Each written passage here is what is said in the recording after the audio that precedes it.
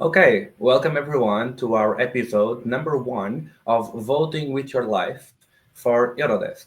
And here, in the Voices of Young Europeans, we are very passionate to present different views about Europe.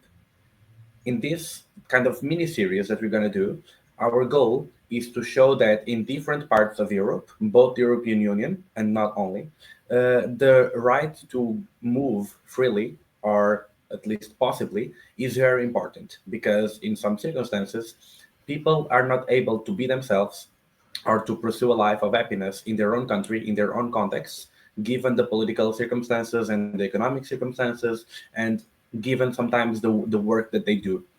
Because of this, we are inviting different guests and we are going to explore why they move and why they feel the need to go away, to be themselves and to be happy. And how would it feel if they could not?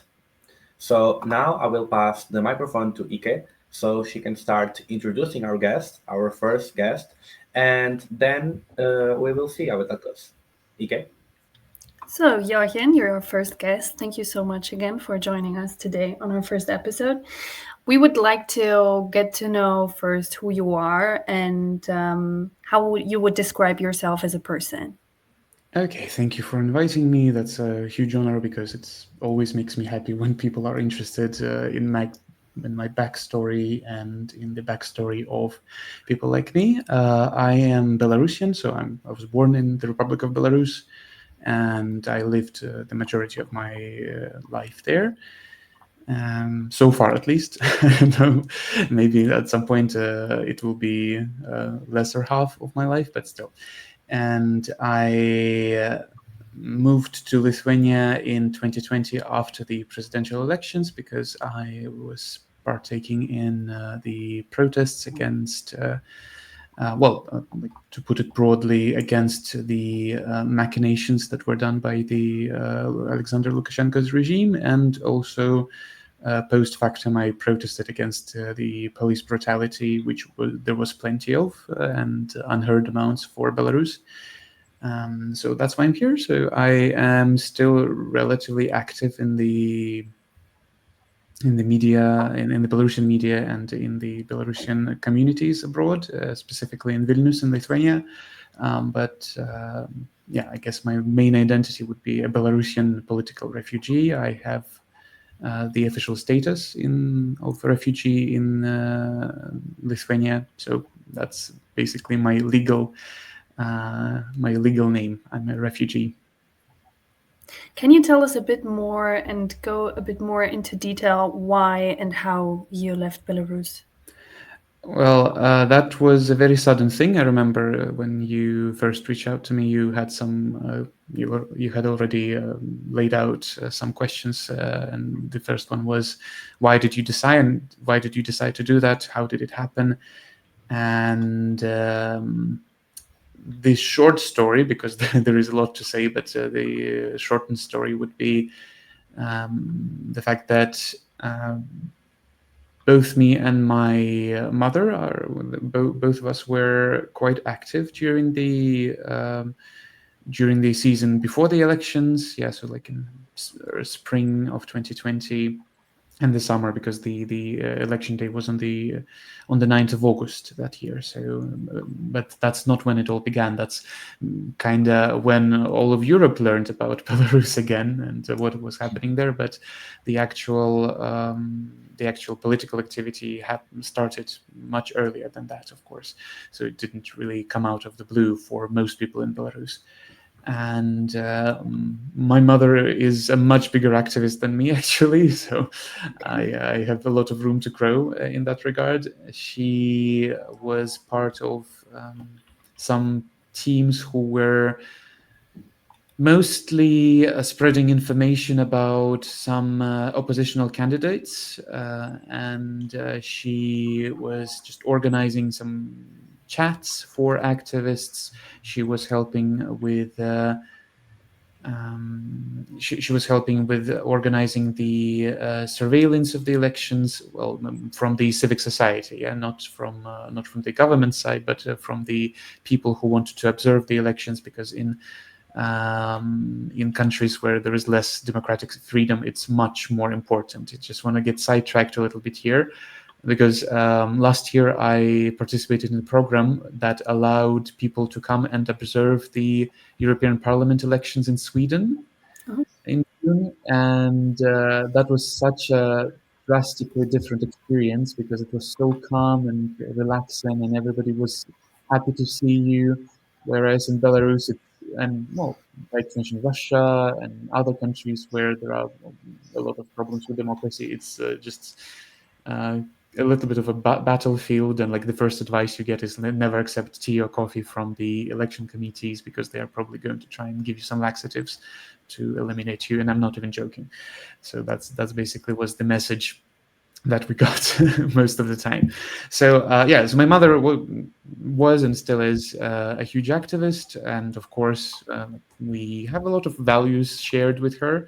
So of course I couldn't stay aside, and even though I wouldn't say I was as big and I wasn't as involved, I still did quite a bit of protesting. I did quite a bit of information spreading. I went to observe the elections according to my place of registration, because that's what you're supposed to do. If you want to observe the elections, you go somewhere where you are registered, even if it's not somewhere you live in.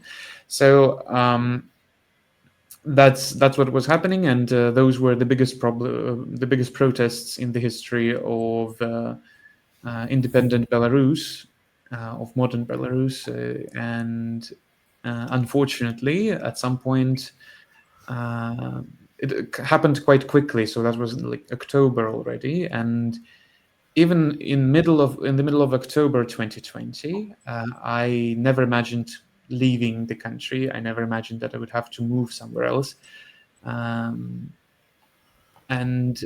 just very suddenly, well, probably that was to be expected, but still, it was not a nice thing to happen. My mom got a notice that she's summoned to the Central Investigative Committee of the Republic of Belarus as a witness to a criminal case, and we all knew that if you're summoned as a witness, that means you're the suspect. Of course, they're not going to tell you that, but that would have just guaranteed her arrest or something. So she went into hiding. Well, she first got a call, then she asked for like the formal invitation, because that's what you're supposed to do, and then this actually did send her that. So that's when we knew that it's dangerous for her now. So she went into hiding, and after a couple of weeks, she left Belarus to Lithuania because she had some contacts in Lithuania. Yeah? And Svetlana Tikhanovskaya, the democratic leader at the time, and even now, even though now it's a bit more contested, at the time she was like nobody argued that she was not the democratic leader. She was like the symbol of the resistance, basically. And she was in Lithuania as well. So, there was already a dissident community of Belarusians gathering up in Vilnius. So she left there, and literally maybe a week and a half later, I was expelled from university for political activism, for partaking in various marches and various demonstrations and everything, well, which I did, but funnily enough, I was expelled for the things I didn't do. So that was quite funny. So I was expelled in the end of October. It was the 29th, the official date. I learned about it on the 30th. And a couple of days later, I got a call from my father that my parents' apartment was searched by the police, and that he would be taking my younger brother and leaving the country, and I am welcome to join him if I want to, which I did. So basically, on the in the early 20th of October, like October 21st, 22nd, I was still going to lessons at university. I was still doing stuff and still protesting when I could. And just a week and a half later, I was in Lithuania. So because it took us a day because luckily we didn't have any pursuit on us. But yeah, we had just a day to gather all of the things. Luckily, I had packed my things because I was moving places at the time, like very, very lucky coincidence. And and so we just gathered everything in one day, did some like legal stuff like insurances and some I don't really know this word in English, but like some documents that kind of like we gave them to we gave those documents to family friends so that they and gave them the right to operate with those documents. Yes, I don't remember this word in English, unfortunately. Maybe it's procurations. I'm not quite sure. Yeah, something like that. Yeah, that doesn't really matter here. We did all of this legal stuff, like very like important stuff, and we did everything in a day. We just went to my grandparents to pick up my brother, and a day later we were just gone from the country. So yeah, it took us a day and a half to just gather up and leave, and we were very lucky, and I would say kind of a privilege that we were able to just leave through the border legally, because just a couple of weeks later, the government of Belarus closed off that option. What we did, we just came to the border. We told the Belarusian side that we're just going to see a doctor. And we actually did have a doctor's appointment prepared just in case. And then we came to the Lithuanian side and we told them, hey, we are in danger, literally, so please let us in. And we also had some confirmation in the Ministry of Internal Affairs of Lithuania, so that we are actually connected to some activist groups and we should be let into the country. So we were very lucky because a lot of people had to cross through the forest. They had to, I don't know, go from Russia to Uzbekistan and then go to Lithuania, or they had to swim across the river to cross the border. We were very lucky in the regard that we were able to just have all of our belongings with us, and none of our family were ever arrested during the protests, luckily, although a couple of times we were very close to that. And I would say I do consider myself lucky, but I would say that even now I don't really associate myself with that person who was in actual danger. I never felt like I was in actual danger, even objectively there was a lot of it. I just dissociated from my from my experiences, and that was a very weird thing to happen. So I guess that's hopefully that answers the question. Yes, it does. You told, well, that was a very unexpected leave for you then. But at the same time, I can imagine that this was quite hectic too. But did you, because you said you didn't expect to leave the country, never, was there a point where you were really like, I start to feel unsafe here? Or was it until the end, until you got expelled from university, that you kind of thought, no, everything is more or less fine the way, to the extent that it can be, but I'm going to be fine here in Belarus? I was just really hoping that all the protesting and rioting and everything was going to work. So I didn't feel safe. This is not a situation where you ever feel completely safe in, because at any point they could be coming for you, because you really never knew. And even now people are getting arrested still. Like, it's been almost 5 years. People are getting arrested for what they did in 2020 or for what they did later than that. But people get arrested out of the blue all of the time. And back then, it's just, you kind of felt that there are a lot of people doing stuff. So chances were that probably other people will be targeted first. Just because personally, I didn't feel like I was that big of a presence in the whole grand scheme of things. Like, there were more important people than me. But now, in retrospect, I see that they don't care. They are trying to punish everybody now. Everybody who they can reach, they will try and punish for those things. But I didn't feel safe at all, because there was one memorable evening when in front of the grocery store where I would go like almost every 2 or 3 days, like my typical grocery store, the closest one. In front of it, there were like smoke grenades blowing up, which was a surreal thing to feel, because you you don't expect things like that to happen in your like quiet residential district out of the blue. So it didn't feel safe, but it didn't feel hopeless either. Yeah, it felt like, okay, I might be in danger. I might suffer some consequences of participating in protesting, because of course I understood the risks and I was ready to take them at the time. Because I didn't feel like I could stay out of it. Like it's just I felt like if I don't do anything now, then I was very young. I was 19 at the time, yeah, and it felt like why? What is my future in this country if I'm going to let it just drown in this violence and in this unfairness that the regime is doing?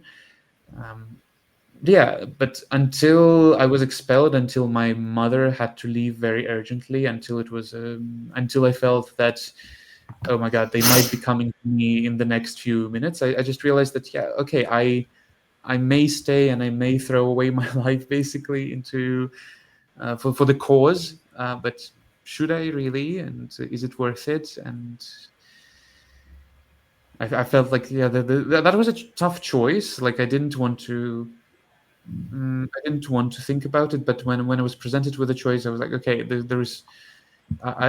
is the time where I'm going to kind of let the sentiments die, and I'm just going to choose with my head. And my head told me that, yeah, it would be a waste of my life if I stayed and just got in more trouble, because I'm pretty confident if I stayed in Belarus, and I would eventually have some kind of oppression towards me, apart from being expelled from university. So yeah, it was very sudden. Yeah, Was I this didn't feel. because you? Yeah, Oh, sorry. yeah, go on. I think Ike is a bit slow in the video now, right? Yeah, there might be some kind of internet connection stuff. Yes. Well, I do have a question, which is normally in countries like mine, I'm from Portugal. We feel that if something goes wrong, we can somewhat trust the system, even if like justice is slow, even if it costs a lot and not everyone can afford it. We feel like it can be trusted. Did you at the time already feel like if you went to the courts, it would be like another end of the same regime, or did you Oh trust it? no, we didn't trust the courts at all. Of course not, because in a normal state, all of the branches of power would be divided, and they would not have control over each other. But in Belarus, it's just one person plus a group of his like most loyal henches, I guess.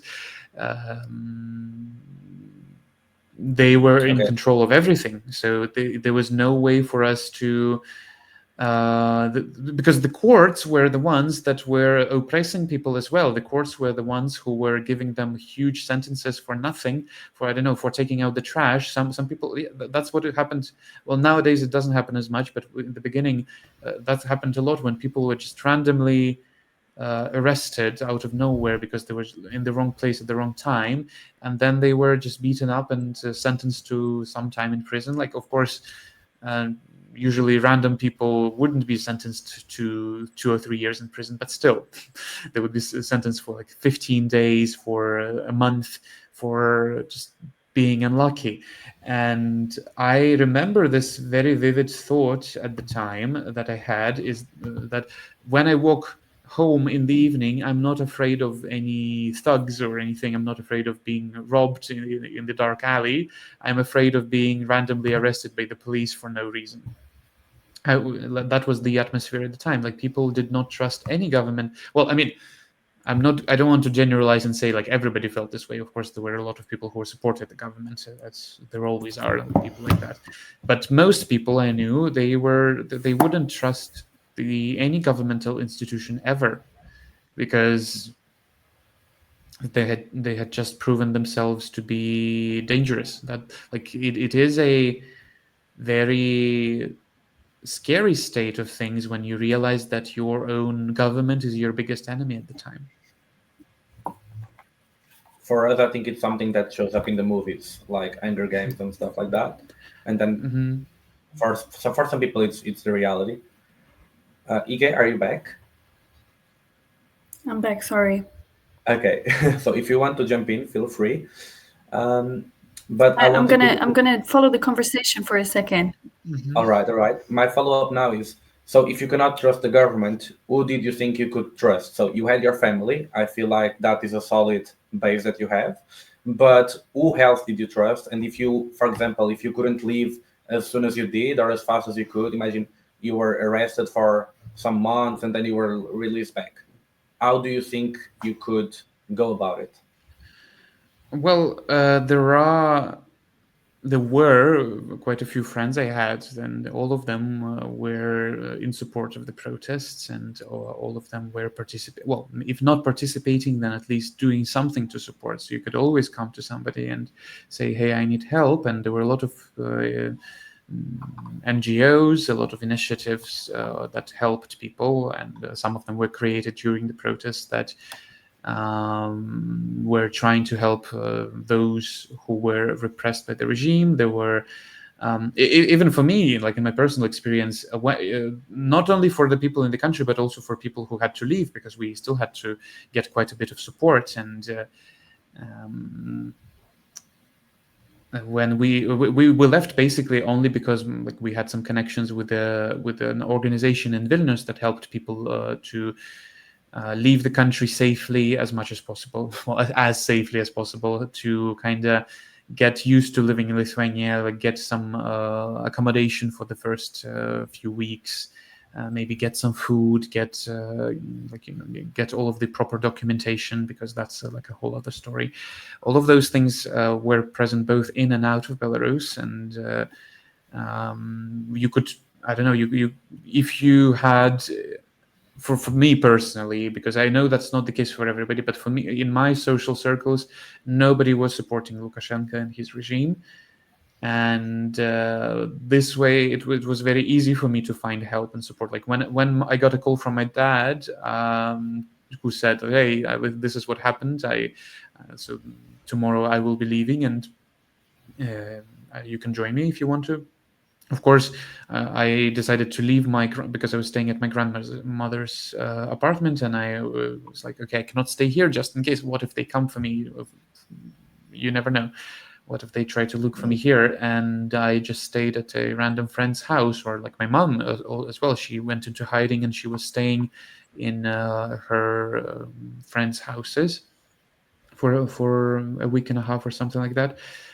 So basically, this kind of horizontal community was what helped us. Yeah, we didn't, and this is what kind of characterized Belarus in 2020 in general, because we of course had the protests, and during the protests there were a lot of things happening when people actually helped each other, just with no expectations of some return help. Yeah, like during the protests, when it was still summer, it was very hot, there were people just handing out water bottles on the street to the protesters. Or during COVID, because Belarus was quite infamous for not having any COVID restrictions properly, and basically neglecting the issue, and not doing anything about it. What happened was people were just organizing themselves. They were donating for people to have masks, to have the medicine. They were donating for the hospitals to have the proper equipment, because the government was not willing to allocate enough funds for this thing. And I remember also in Minsk, in some areas in the early summer, there was a problem with drinking water from the taps, and people just organized drinking water for those who were affected. So that's in Belarusian language, there is a word that is not translatable really, but it sounds like talaka.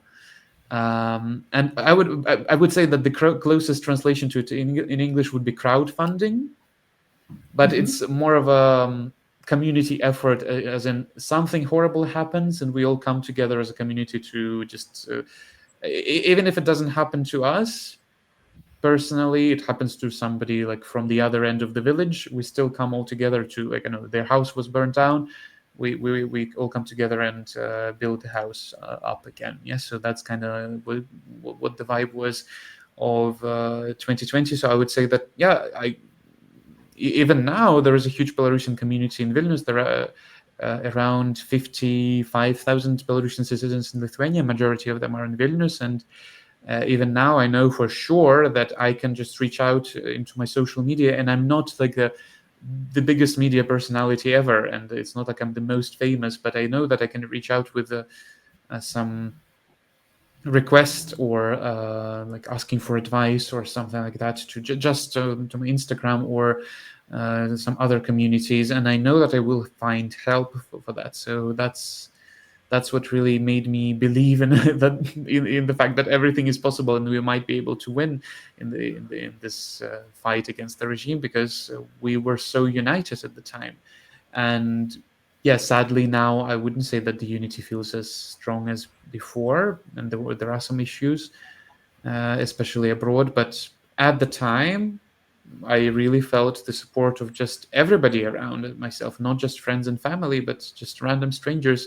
I knew that they could help. I remember during the protest, it was like the first few days when it was very active and violent and dangerous. It was like one of the most dangerous things that I have done. Probably it was protesting during those few days right after the election, because the internet was out. Like they just literally turned off the internet and I was only able to surf the internet with a VPN from my house Wi-Fi, but like I couldn't use the cell internet or anything. And I remember we were protesting with a friend in my area, in the area I lived in, and it was so dangerous outside because of all the police and the internal forces. They brought up the army as well in a like just a residential district, not in the city center even. It was so dangerous that I trusted some random people to let me into their apartment and my friend, and we spent the night in their apartment while the policemen were just walking around the houses and just flashing lights into people's windows so that they like don't look out or something. So that's how it worked. That's how it was then. You just trusted complete strangers because you couldn't trust the institutions, you couldn't trust the state, because it had proven themselves to be your enemies. You would rather trust like kind of just random people, and it never really let you down. Actually, like at least in my experience, it was never a bad thing to trust a stranger in that case. Okay. Was there, despite this seemingly very supporting social environment, was there ever an experience of threat or harassment? From what side? From the people still, because from the institutions probably you're going to tell us a bit more later, but really from people that you spend time with, or that you spend time not in with my but got to know. experience. Not in my experience. I would say that personally, I was just very lucky, and I have been lucky throughout my life not to experience any harassment that I could have experienced. For example, I'm a queer person. Yeah, I'm a gay man, and I somehow never personally experienced direct homophobia towards myself from any people in my country. Even though I'm not particularly discreet about it. Yes, I'm quite an open person, and like on media, on podcasting, when all of those things, I have expressed those things.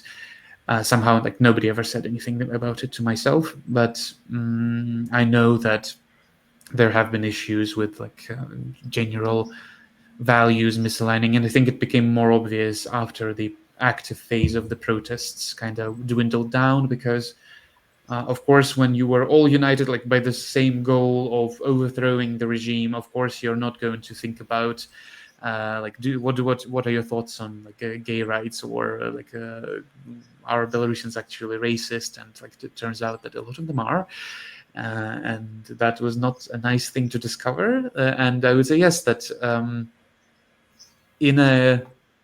it just at some point you realize that if we were in a democratic society with a working democracy, or at least more or less functional democratic regime, then yes, with a lot of people with whom I was on the same side of the barricade, I would be opposed to. I would be an opponent of theirs.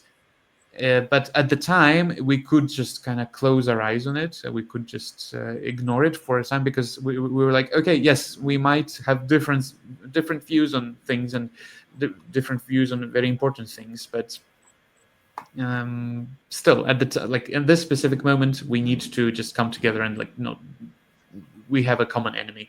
We will deal with our differences later and in a more civil manner. But yeah, no, I never felt any harassment towards myself. I know about cases of that. Yes, I wouldn't say that, and I think it's a very important thing to underline and to highlight, is that Belarusians are just regular people as everybody else is. Like all other peoples are the same, basically. Belarusians have like some stereotypes. We have some patterns of behavior that are that have come from our history and from our political context. But of course, there are different people in Belarus as well, and not only on the side of people who are supporting the government and think that Lukashenko is great and he's the father of the nation and everything.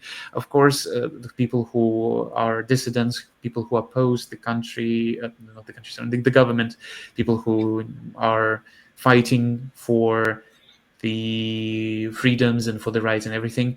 Not everybody is great. Not everybody is a great person. A lot of people are abusing the system.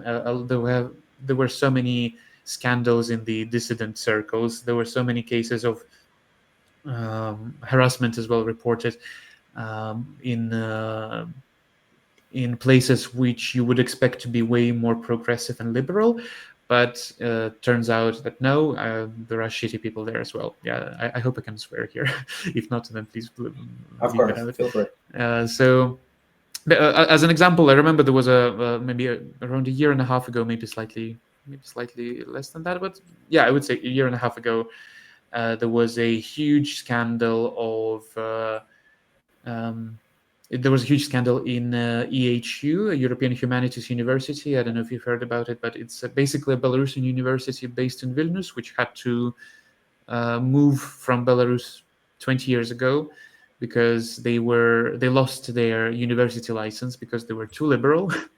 So they had to move to Vilnius, but basically it's still a Belarusian university, and like the absolute majority of students there are Belarusians, as well as professors and tutors and everybody there. And there was a huge story in the media about one of the professors who was harassing his female students. That was a huge scandal, and the university, which is supposed to be this liberal island for Belarusians abroad that was supposed to help people like with progressive views, the university was just defending this I'm not going to call him names, but they were defending him, and they were not willing to dismiss him from the job for a long time, and they ended up dismissing him, and then they ended up hiring him back because he won in court against them, apparently. So this is just one case, and I've heard so many things that are, yes, they are on the level of gossip, so I'm not going to like spread, because this story I have just told is a very well-known story, yes, and everybody has talked about it, so I don't feel like opening some Pandora's box or anything. But there are also a lot of other things that have been floating around as gossip, and you realize that, yes, if you are it was a very important thing for me to realize, and I guess it was a huge part of my maturing process, that not everybody on my side is my friend, and some of them can be not very great people, and they may be a bit abusive or quite abusive, and that's important to realize. But I think the only reason why this kind of things come up at all is because we are now in relative safety, and we kind of have the energy to bicker with each other. But yeah, I just to sum it up, just to finally answer your question, I haven't had any experiences with harassment from the people who are on my side, quote unquote, but I've heard of such cases, and it deeply disappointed me. And I think another thing, like just to sum it up, another thing that deeply disappointed me is that some people would still like comment on those cases. They would comment on those situations with words, something like, "Yeah, I don't like that people who are on the same side of us are being scrutinized and are being targeted for those things." And I think we have a problem in our country. We have a dictatorial regime. We should be fighting against that. And so those people were willing to close, even even in this context, when somebody is being basically abusive or violent towards other people, they were willing to just let it slide just because we are technically on the same side of the political situation, which I think was not something that I agree with. I think that if something like that happens, I don't care personally. I don't care if you are on the same side as me or not. I'm not going to let it slide. All right, and I think that's important because it's easy, as you said, if it was a functional democracy, you would be opposed to them. So Yeah. we cannot just let our values slide away because the moment is tough. But you mentioned Lithuania a lot of times. So you moved to Lithuania as a refugee, and you say that there's like 55,000 people there from Yeah. Belarus. So would you say that's the country with most Belarusian people other than Belarus, like the biggest network of refugees and immigrants? No, I would say that Warsaw is the capital of Poland, is a bigger Mhm. Belarusian center.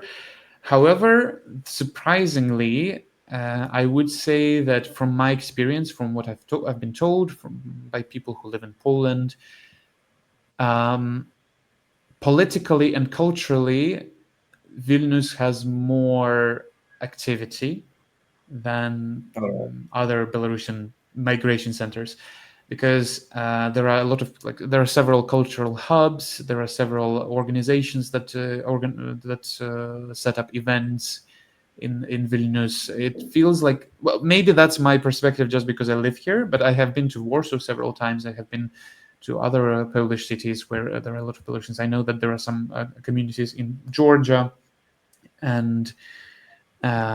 in Georgia and maybe in Armenia and like other countries. From my experience, Vilnius has the brightest civic society, like Belarusian civic society, that civil, not civic, civil society, sorry.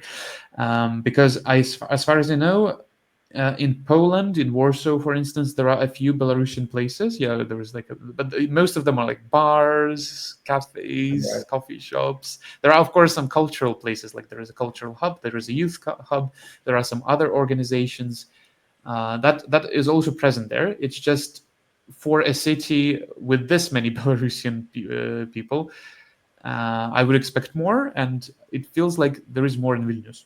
But it's just my very subjective perspective, and like from just what I have experienced in Warsaw, it feels like Belarusians are a bit more active culturally in Vilnius. But I may be wrong here. Like it's just how I see it and how I have seen it. So yeah, I would say number wise of course Poland in general, not just Warsaw, maybe Wrocław or Krakow or all of those cities. They have quite a few Belarusians as well.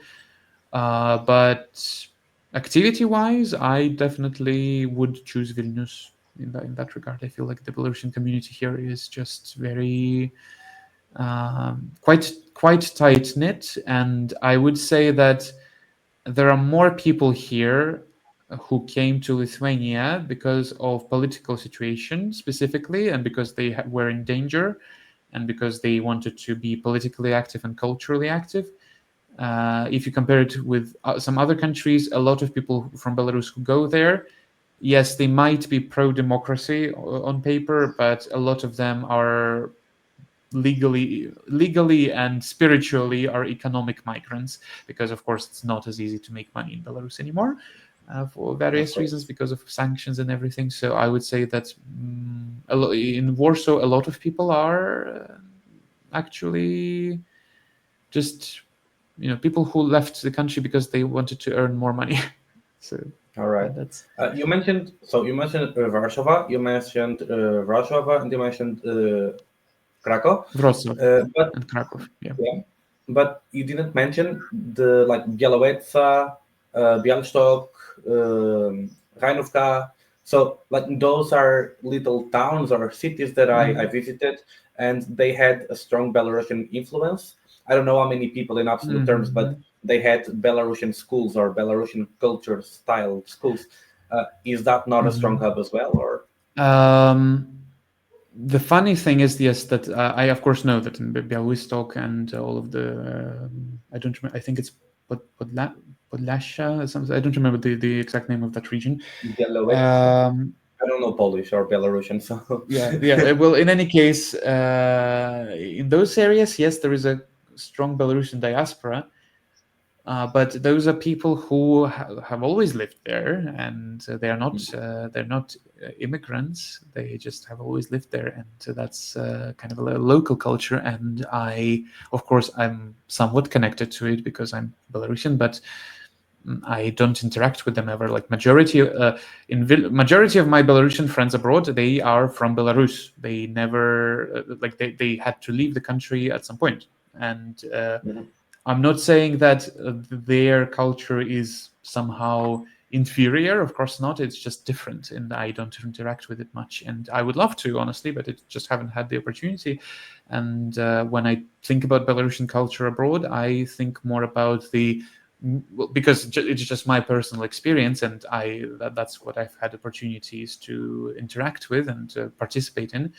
The Belarusian culture abroad is, for me, it's more about what was created after a lot of people had to leave the country. So it's more of this kind of generation of immigrants, and because I know, of course, there were a lot of things happening with Belarusian diasporas abroad, even before 2020, but it's just not my story.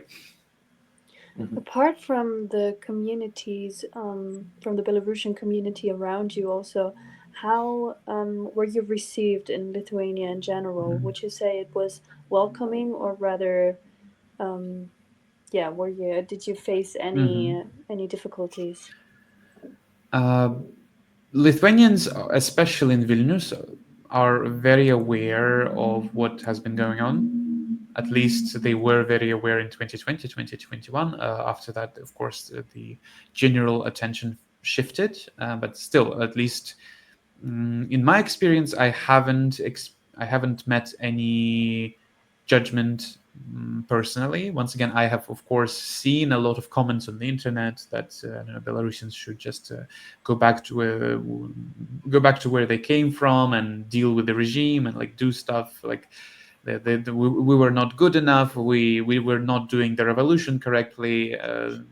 And everything. So, of course, those things we have heard a lot, and not only from Lithuanians, but from Russians, from Ukrainians, from Poles, from Americans. Like everybody knows how to do a good revolution somehow.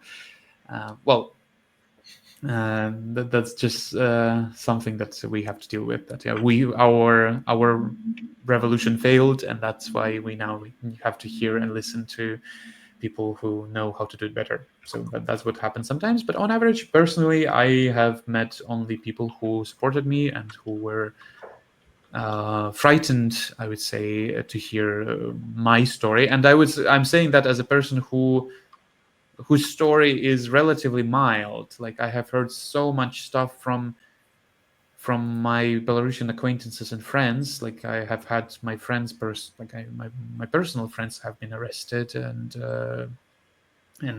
their stories were not fun at all. And like even my story, which is relatively easy to imagine, probably it's scared some people. Yeah, and I cannot imagine what they would do if they heard like some bigger horrors, because um, I've heard things like that really made me very uncomfortable, like as a person who was right there, right then. Yeah, so but Lithuanian society, yeah, on average, of course, there are people that support the Lukashenko regime. here, but I would say they're in minority, and I'm very happy about it. And it's just great that we are allowed to, for example, bring our national flags to protests in Vilnius and around Lithuania, like at events. Like we are allowed to hang the flag on the balcony if we want to. It's just something that we can do, and when I say the national flag, I of course mean the white, red, white flag, not the official one. Um, I would say that it's been great in my experiences, but once again, I have already said that today, that I'm very lucky in many regards, and I just haven't met with a lot of hate towards me. Um, because I know that some people have met that for the same reasons that I would potentially get some negative reactions as well. But yeah, it's that's probably one of the reasons why I'm very glad that for example, in Lithuania, not Poland, is because I feel like their level of understanding is on average quite high, and I would even say that I haven't met as much awareness from people from Poland or even Ukraine somehow. Yeah. So even though Ukraine is culturally much closer to us, and you would think that they would be aware of what was happening in 2020, but a lot of people, a lot of Ukrainian people I've met post 2022, post the full-scale invasion of Russia into Ukraine, a lot of Ukrainians were completely oblivious to what was happening in Belarus, while in Lithuania it was everywhere. Everybody knew what was happening. So yeah, I would say that Lithuania is one of the bigger contributors to this problem even being out there in the world media. Would you say you feel safe in Lithuania, also as a queer person? Yeah, I am. I'm quite content with how it is here. Of course, it could be better. Of course, for instance, legally, Lithuania is the most conservative out of the Baltic countries, because in Estonia you have same-sex marriage. In Latvia you can have same-sex civil partnerships. In Lithuania, it's only now they have just recently removed an article in the constitution that was prohibiting well, I don't remember the exact wording there, but like, so there was something that was hurdling the development of this thing. So it's going up there, but it's still much slower than some of the neighboring countries. But this is a country that hosts annual Pride marches, which are very safe. Like in the Vilnius one, I know that in Kaunas, which is the second largest city, it's more conservative on average. It's more nationalistic. It's more Lithuanian. But there were some incidents with people being violated on the Pride marches. But once again, it's not. Those are more isolated incidents that unfortunately happen, and I don't feel like the government is going to start oppressing me. Well, I hope so, at least. Just because of this, I don't feel like. I feel like if I kiss a man in the street, then the chances, well, it depends on where, of course, in the city, but the chances of me and being beaten up are quite low. So I would say that. But yeah, I feel quite safe. Hard, but even legally. So, going back to the title of the series that we are trying to create, so voting with your life. If in Lithuania is not even the best in the Baltics, and that's probably better in Europe, in the EU, regarding equal rights for queer people. What makes you stay in Lithuania? So it's like more your family and the networks and connections you already have there. Is it the Belarusian sentiment of like trying to resist, so you have to be close, or like why else don't you move to places where your rights are already more protected? Well, you have already kind of answered the question for me, because yes, one of the reasons is because I have a lot of connections here. Of course, I would say that there are places that I would probably feel even more at home. And I for a long time I have been feeling as a that not mentally I'm kind of more in a Scandinavian mood, for instance. Like probably I would fit quite well in Sweden or somewhere. I have been to Sweden as well, like a couple of times, and actually I do have some connections with Sweden. Was that Not also not part of the program that you participated Yeah, in? yes, Yeah. Okay. also yes, I participated in that program, and I also sometimes participate nowadays, not as much, but like a couple of years ago was way more active there. But there is like a Belarusian organization that is that works according to a Swedish model. It's called OBF. If you could look it up, there's this OBF Sverige. It's this kind of civil education organization that has been running in Sweden for a long, long time. I think around 100 years, and we also have a similar thing in Belarus. But now in Belarus, it's extremist somehow. So of course, openly it can be done only in other countries. And in Lithuania, it's the biggest hub. But yeah, I felt very much. I felt very good in Sweden. Of course, I haven't lived there, so I cannot really say whether or not I would actually like living there. But this is something I would like to try. But it's not. I don't feel like leaving Lithuania, mostly because it was such a challenge to get used to the idea of living abroad, so because my move to Lithuania was very sudden, and like sometimes I still see Belarus in my dreams, and it's something that happens quite often, and I talk to my friends about it, and everybody's like, yes, that happens to me as well. So this is something that deeply affects you, that there is no closure. Like, it's not something you chose to do. Well, yes, it was my choice to leave Belarus, but it More or wasn't less. Yeah. it wasn't a choice that I was making in a safe and calm situation. It was like a do or die kind of moment. So of course I still feel a lot of sentimental attachment to Belarus, and it's on one hand, yes, it can be a very bad thing that Belarus is only 80 kilometers away from me, because in the current political situation, and well, like all the forecasts and everything, it does make me a bit anxious, of course.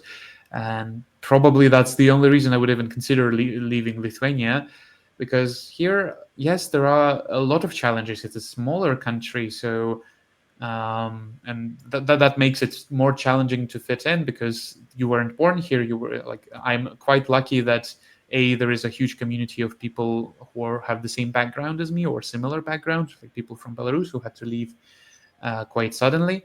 But on the other hand, yeah, it's a small country, and if you're not born here, and I arrived here quite young. I was 19. And for people who are maybe 10 or 15 or 20 years older than me, well, I think it would be even more challenging. But there are a lot of issues with Lithuania being more of a sometimes it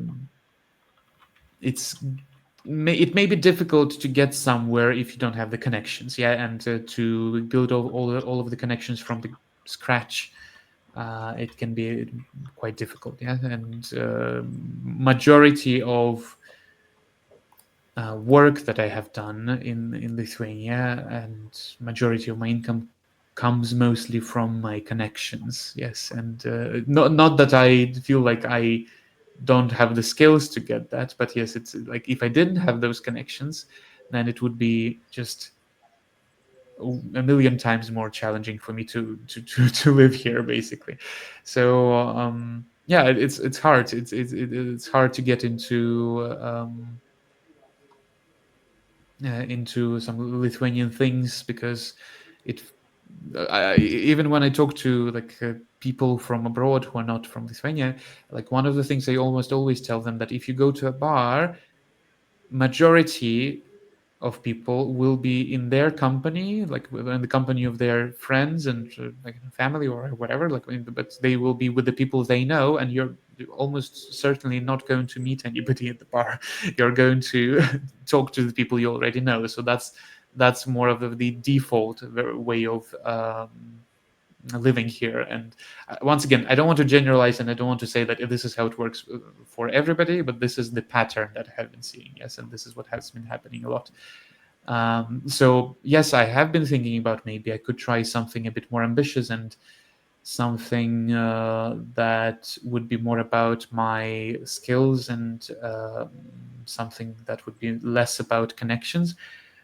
But at the moment, I just don't feel like I have the mental resources to process another new country and starting the life from scratch and building up the connections from scratch. Because even though, yes, a lot of people I am in touch with now, they are somebody who I met after moving to Lithuania. Even Belarusians, yes, I have met a lot of great Belarusian people whom I would never have met.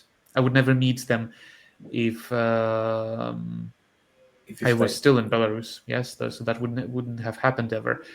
But that really helped, and I just cannot imagine moving to some place where I don't know anybody. And like I would say that at the moment, even if it may be the more rational thing to do, and it may be a thing that would lead me to bigger happiness, even, I feel like this is not the time.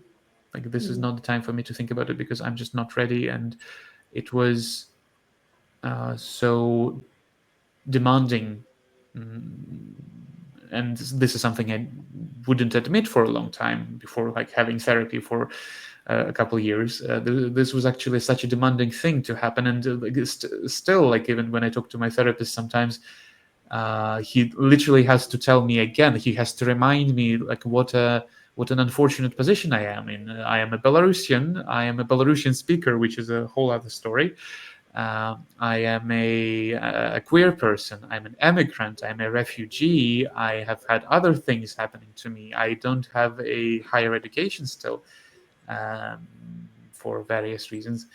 Well, first I was expelled, and then I entered EHU, and I dropped out because I didn't like the quality of it, unfortunately. This is something that I have to be reminded about by other people, that I am in a disadvantaged position in many ways. So, but it was such a huge challenge. And this is not something that I am realizing only now, that I cannot even whenever I start thinking about all of the steps I need to make, all of the steps I need to make to move to another country. I just feel like I just get overwhelmed, because I guess this is something that EU citizens need to realize, because of course, some people do, but a lot of people don't realize that for most people, it's actually such a puzzle to move to another country. And this is not something you just go to another country, find an apartment, and then you go to some municipality and you get your new residence permit card in 5 minutes. No, this is something that takes ages, and this is like topic number one in Belarusian diaspora. That, oh my God, how do I stay in EU, or how do I not get deported? So yeah, this is just something I don't want to think about it. Like, I've got my refugee status here. I want to forget about it for some time, and yeah, I am quite successful at that right now. Is that the most asked question in the Belarusian community? That what do I do to not get deported, or the fear of it is a fear. Yes, it is a fear. It is something because you don't really get empathy from the migration department. I remember, because I personally had a situation when I was technically an illegal immigrant for a week, because not even because of my irresponsibility. Yeah, I was doing everything I could, but just because some institutions were negligent, some people were not ready to take, and some people were not ready to own up for the mistake, actually. But there was a case when I was for a week, I didn't have any active visa or residence permit, because some people were missing out on their deadlines, and I got zero empathy from, and I do realize that this is a government job, and maybe not everybody wants to work in the migration department, and not everybody is happy working there. And also, there has been a lot of work there. Like, I can be empathetic towards them. It's just annoying that they are not empathetic towards us, and that there is often little to no help from them when something goes not according to the plan. Yeah, if everything goes perfect and everything is fine with the documents, no problem. But as soon as something goes awry, there is a huge chance that you're not going to get much help. And um, a couple of years ago in 2023, I actually did a podcast, a short series like in Belarusian, around 10 episodes, about life abroad for Belarusian people who left at some point. Most of them after 2020, but some of them left earlier than that. And we had a whole episode just about this with an acquaintance of mine, just about all of the migration problems and all of those things. So yeah, this is something that a lot of people are anxious about, because this is one of the things that you most likely will not be able to find support in from your Belarusian peers, because there's not much we can do most of the time about this situation. Like, you have to deal with it with the migration department, with the Ministry of Internal Affairs, all of those institutions, and they are not empathetic at all. And well, in my experience, most of them have been either like indifferent or even hostile. And I remember when, like, this specific case, when I was an illegal migrant for a week, and I had huge problems with them because they didn't want to accept my application for legal reasons.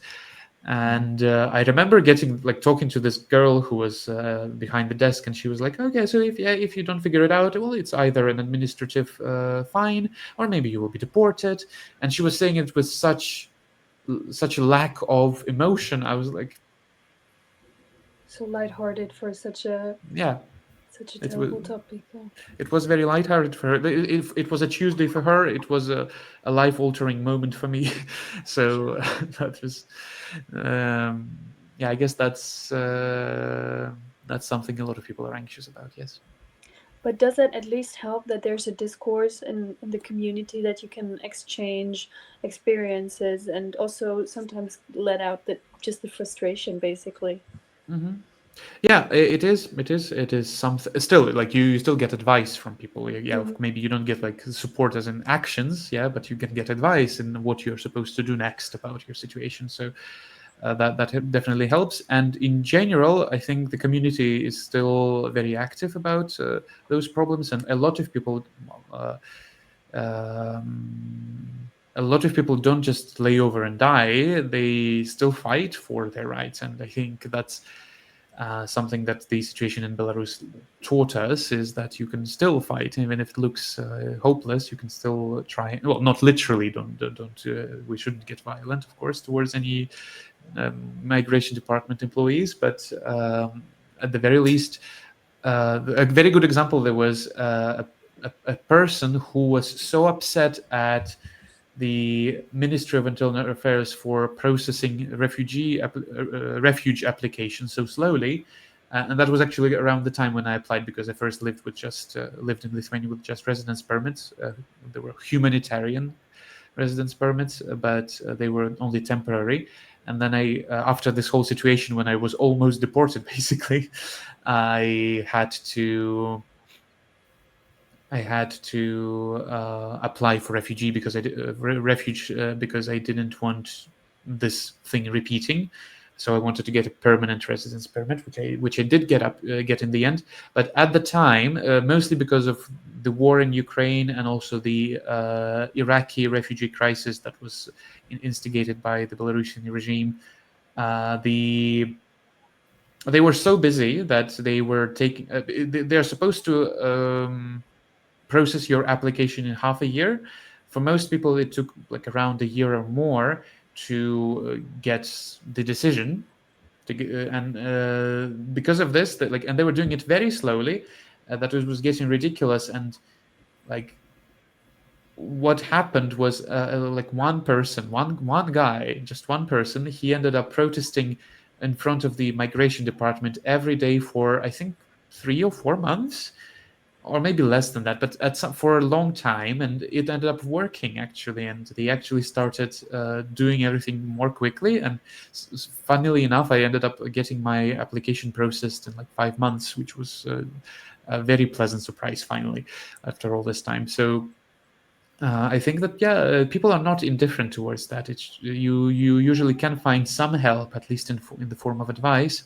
It's just, of course, there's only so much advice can get you get you towards. So, yep. What All would right. you So now say? you're just. Oh no, go again. Go ahead. Okay. Okay, so we thought about, even if you now said that also within the community you cannot really do something to help others except for giving advice, what forms of support can anyone actually give to you, even if it's politically, emotionally? What do you need basically, or what can we also do as European citizens? So not from like the other immigrants, not from other refugees, but In from general, what general. what can help you?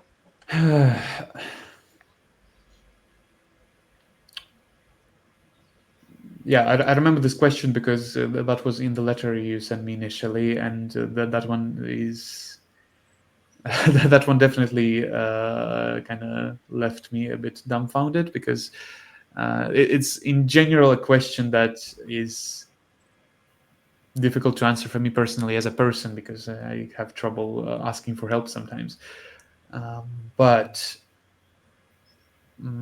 I think what everybody can do is just listen and be empathetic, and like consider refugees and like other migrants, especially the one. Yes, I guess that would be a bit more difficult to feel much empathy towards economic migrants, because that was definitely their choice and they chose to come to another country for whatever reasons they have. But even with them, I think it's such a huge stress most of the time, and especially for people who had to leave the country, otherwise they would have been imprisoned or jailed or killed or whatever. um, I think that, yeah, it's just important to remember that we are still human and we have emotions and feelings and everything like that, which I think is a very general advice. But this is something that I feel like I would love to see more from Lithuanians sometimes. Like when you read comments on the internet and you see that some people think, "Oh, you should not be here. Like, what are you doing here?" And for instance, over the last couple of years, I have seen some demonstrations that say stuff like, "Oh, Lithuania is for Lithuanians." So this kind of stuff, which always happens when there are a lot of immigrants over a short period of time. And I would say that, yeah, it's if you know somebody from abroad, I guess it would be a nice thing to. I would say, if you have the resource, if you have the energy, it doesn't have to be money. It doesn't have to be actually material help. It can be some emotional help. And like, if you have the resources and have the energy, and you know somebody from abroad, and you like just lend a hand first, because I think that it really depends on the culture and depends on the background of a person. But I think as Belarusian person, I know for a fact that most of us, not everybody, but most of us are very self-sufficient in the way that we almost never ask for help unless it's completely necessary, and we try not to bring a lot of attention towards us. So that it may be a bit more challenging with an average Belarusian, which, once again, like, not everybody, but an average person. But most of the time we will not ask for help. So it would be great if more people offered some help themselves. I guess that's my general advice, but it's probably the hardest question I have had to I have had to answer today because I just feel like, oh my God, like I don't want to burden anybody. Mhm. Okay, I What feel that about? time, but again, if you let me, because we are past the 1 hour mark, I want Mhm. to just go into the chapter of what is in you for the future. Like, what do you see about it, even if it's not up to you to make it happen? So, for example, do you dream? You said you dream about Belarus, but do you dream about returning? And like, what will have to happen for it to be possible? And also, yeah, I mean, we talked about the possibility of other countries, but in this case, more just the home. And in your Instagram bio, we got the translation from Carolis. He said it means I will definitely survive. And so, what does that mean to you, and why did you choose to say it there in that way? Okay. Yes. I have started this question with the answer to this question with the fact that 5 years ago exactly, I had no idea that I would ever live in EU for such a long time. No idea. So like, if 5 years ago somebody asked me where do you see yourself in 5 years, I would be like, I will probably be working as a, I don't know, English teacher somewhere in Minsk, or maybe a translator or something. I used to study translation at university. So honestly, no idea. At this point, because I have lived here for so long, and um, in the long term, it was a great decision to leave Belarus. I have managed to fulfill several of my dreams. I have traveled a lot. I have been to Eurovision 3 times already in those 5 years. In those four and a half years, even and that was my biggest dream actually. Like, I'm a huge Eurovision fan, and that's just something that was very important for me. Like, literally this week, I came back from Basel, and I had no idea all of those things would be possible, and had no idea that those circumstances would happen ever. And like, I just hope to see myself alive and well in 5 years. I think that's the only thing I can definitely hope for, and that's the only thing I can work for, because everything else is completely out of my control. And I do realize that, like, I am very anxious about the geopolitical situation. I'm very anxious about Russia, and I know that, like, if the worst comes to be true, then I will be in huge danger, and I do realize that. So just don't want to. I don't want to make any predictions like that. I do have plans. I do have goals. I do have ambitions and aspirations, but those are just something that I'm like, okay, I want to do that. This is something I will be working on, but I have no idea if this is just something that I'm going to be able to work on, because you never know. Maybe next month I will get a bomb on my house, or maybe that will never happen, and I will just happily live in Lithuania for the rest of my life. Or maybe, I don't know, both Lukashenko and Putin die from a heart attack tomorrow, and in that case, I will have a choice. Maybe I can go back to Belarus and build my life from scratch there. Do I have any ideas? No, no ideas about that. So I think that's, yeah. And this phrase in Lithuanian, "Aš būtinai išgyvensiu," I will definitely survive. I will survive for sure. I think it's just a phrase that we sometimes use with a friend of mine whom I met only, like, one of the first people I met in Vilnius. She's a Belarusian, but one of the first people I met in Vilnius, and ended up still being good friends with. This is just some phrase we exchange sometimes, because we have had both of us have had a lot of challenges, very, very different challenges.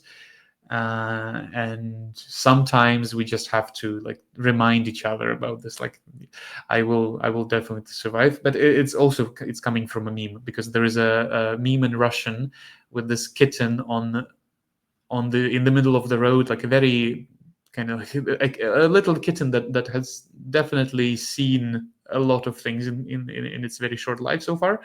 But and there is this title that like I will survive for sure. So it's kind of, this is kind of how we feel. Like, yes, I have been through a lot, but I still feel like, yeah, this doesn't mean that I should just still lay over and die. I will just, well, not literally, but still, this doesn't mean that I should give up. And I'm still trying very much, even in my circumstances, even in the disadvantaged position I'm in, I still try to make the best of it. And I think that's maybe that's easy for me to say because it could have been worse. But I hope that, you know, people who are in a similar situation and who watch this, they will be like, okay, yes, you know, you can still do stuff, and you see there is this person who's had it this rough, and they're still doing something, and maybe somebody who has had it worse, they're still doing something. So I guess this is just something that comes from this experience of surviving a dangerous thing and realizing that, okay, that's a good thing. So I probably shouldn't waste this chance because maybe I wouldn't get another one. Wow. Thank you so much for all the insights. That was like really interesting also because, you know, you prepare for an interview and you read something, of course, to have kind of a background, but a personal experience also always gives you like a very certain point of view and some insights that are very, yeah, interesting and also scary, I have to say. So yeah, also props to be so positive and so full of, yeah, I don't know. You I'm not seem always like that. It took it took a lot of work, but yeah. but yeah, I'm You're trying doing to be. great. Yeah. You're doing great. Thank you so much. Well, on Thank my you. part too, thank you very much. And I have a request that I don't have the proper emoji to use in the circumstance, so I will have to make it myself. And it's like a personal request, not a journalist request, because I'm not officially a journalist, you know? So it's like this. Can I follow you on Instagram? Like, would you mind? Sure. No, I Okay, no, don't. I, I I don't have mind it. at I all. have it. I just didn't want to do it like violating the RGPD, you know? GDPR in English. No worries at all. Yes, I mean, um, it's a public profile. It's fine. yeah, still, but you are the first Belarusian person I ever meet and talk to, Same for me. and yeah, it's a perspective I never heard. I knew like from the news back then there was some protest, and then someone that from the opposition fled to exile. But it's as you said, like we know a lot more about Ukraine, and we knew it a lot faster.